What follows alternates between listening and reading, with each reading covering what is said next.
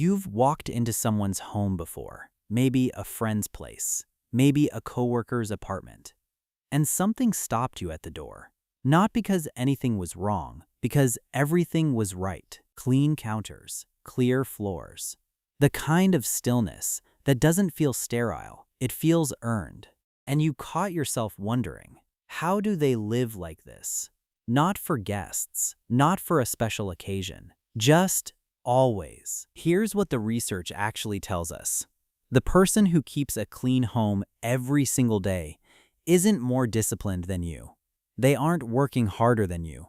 They aren't even thinking about it the way you think they are. They've crossed a line. And once you understand where that line is, everything about this habit starts to make a different kind of sense. Your brain doesn't experience your home the way you think it does. There's a concept in environmental psychology called cognitive load.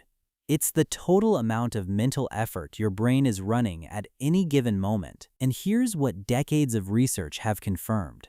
Visual clutter doesn't just annoy you, it costs you. Every unwashed dish in the sink, every pile of mail on the counter, every jacket draped over the chair you meant to hang it on.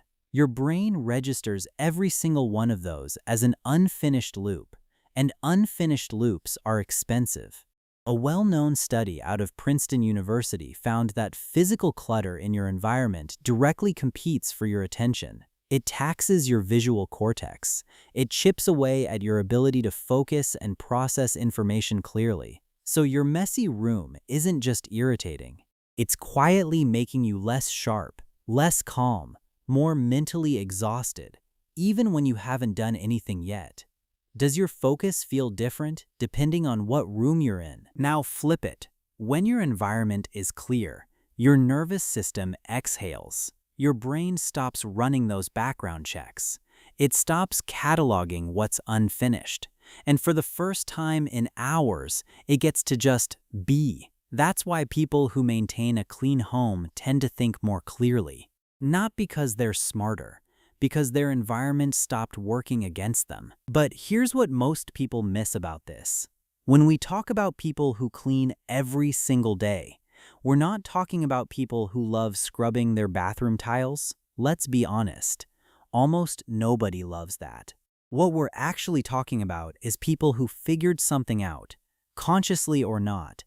Maintaining their space is one of the most reliable tools they have for maintaining a sense of control over their own life. Think about everything you can't control: the economy, traffic, what your boss decides in a meeting you're not in, other people's moods, other people's choices.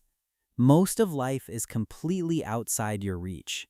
But your kitchen counter, that's yours. Whether your bed is made, whether there's a clean dish in the cabinet, those things are entirely within your domain. And every single time you act on your space, every time you restore it to order, you send a message to your nervous system. I've got this. I can handle things. Everything is going to be okay. Have you ever felt a wave of relief after cleaning that had nothing to do with the cleaning itself? In psychology, this connects to something called locus of control. People with a strong internal locus of control, meaning they genuinely believe their actions shape their outcomes, tend to experience less anxiety, more motivation, and greater resilience over time.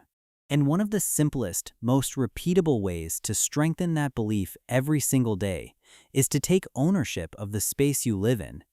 Not because it matters that the counter is clean, because the act of making it clean tells your brain who you are. And that brings us to the piece that actually explains everything: identity. People who clean their home every day are not primarily motivated by cleanliness. Most of them would tell you they don't love cleaning. What happened is something quieter. Somewhere along the way, through repetition, through seeing the results, through the small feeling of satisfaction after the task was done, they internalized a self-image. They became the kind of person who keeps a clean home. And once a behavior becomes part of how you see yourself, it stops requiring willpower. It becomes automatic. It becomes who you are. Behavioral psychology is very clear on this. We consistently act in alignment with the identity we hold about ourselves. Which means if you carry a belief that you're a disorganized person, a messy person, someone who just can't keep things tidy, what do you think that belief is quietly doing? It's giving you permission to let things pile up and then pointing at the pile as proof. But here's what matters. Identity isn't fixed. It's built through evidence. And the evidence is your own behavior. Every time you put a dish away, instead of leaving it in the sink, you are casting a vote for a different version of yourself. Every time you wipe down the counter before you go to bed, you are adding one more data point to a new story. Do that consistently enough, and your brain has no choice but to update its picture of who you are. That's what identity-based habit theory, grounded in decades of cognitive dissonance research, tells us. Repeated action reshapes self-concept. And once the concept shifts, the behavior follows naturally. But wait, there's a layer to this that most conversations skip entirely. The morning. Neurologically, the period right after waking up is one of the most powerful windows your brain has for rewiring itself. Cortisol, your primary stress hormone, spikes naturally in the early morning. And counterintuitively, that spike actually creates a window of heightened focus and neuroplasticity. Your brain is literally more capable of forming new patterns in the morning than at almost any other time of day. So what happens when the very first action of your morning is to make your bed or wipe down the kitchen? First, you're using that neurological window to reinforce a behavior that will eventually become automatic. Second, you're triggering what researchers call a completion loop. Your brain releases a small but genuine hit of dopamine when a task is finished and the results are visible. A made bed, a clean sink, a clear counter. These are not small things to your nervous system. They are proof of competence. And proof of competence builds momentum. You've probably heard the idea attributed to Admiral William McRaven. If you want to change the world, start by making your bed. One task done before the day has even started. One small proof that you follow through on what you set out to do. That proof compounds. And by the end of the day, it has multiplied into something much larger than a made bed. Now, I want to be straightforward with you about something, because some of you hearing this are carrying a very specific thought right now. You're thinking, that's not me. I've always been messy. My parents were messy. My apartment has always been messy. That's just who I am. And I hear that. But here's what I want you to sit with. Your clutter is not neutral. It is communicating something. When life feels out of control, environments tend to reflect that first. When someone is moving through depression, the space they live in is often the first thing to slip. Dishes go unwashed. Floors go unswept. The external chaos mirrors what's happening internally. Research published in the Personality and Social Psychology Bulletin found that people who described their homes as cluttered had measurably higher cortisol levels throughout the day compared to those who described their homes as restful. The state of your space is affecting your baseline stress level every hour you spend in it. So if you've been wondering why you feel drained the moment you walk through your front door, look around first. Here's the thing I want you to stop believing right now. People who keep clean homes are not operating from some reservoir of willpower you don't have. That's the wrong frame entirely. What you're watching when you see someone with a consistently clean home is not discipline, it's automation. It's a system. It's a behavior that has become as thoughtless as brushing your teeth before bed. It's simply what they do, and discipline, the effortful, conscious kind, is a finite resource. We've all experienced this.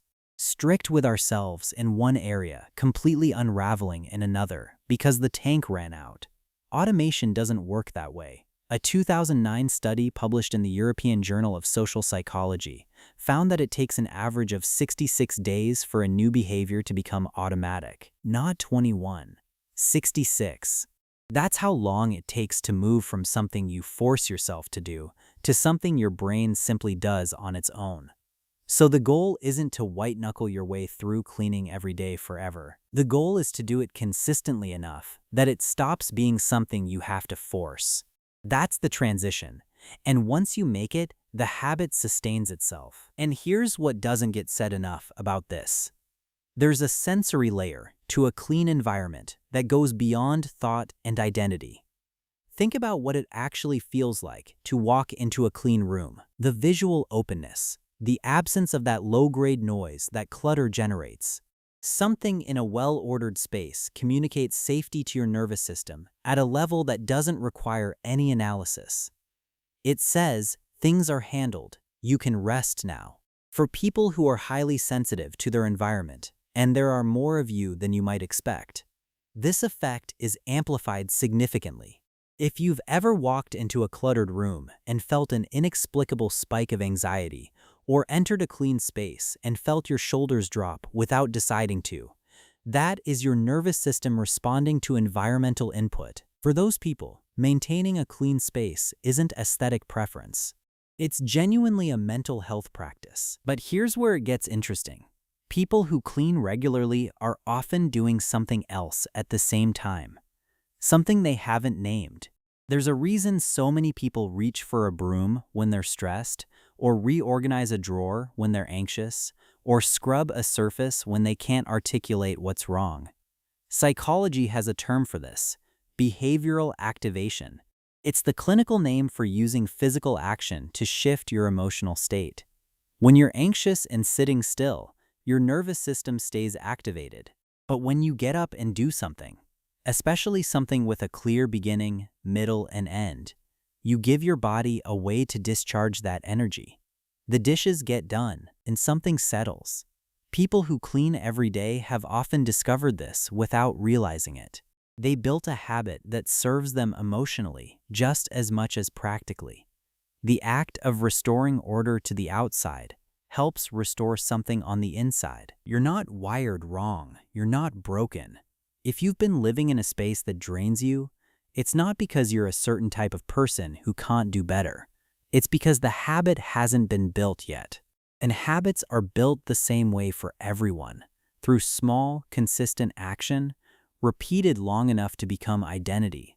Not through perfection, not through willpower, through showing up for yourself in one small way, again and again, until it becomes the most natural thing in the world. If this landed somewhere real for you today, I'd really appreciate you subscribing. There's a lot more to explore about how your environment and your psychology shape each other in ways most people never think to question. The next video is going to take that even deeper. I'll see you there.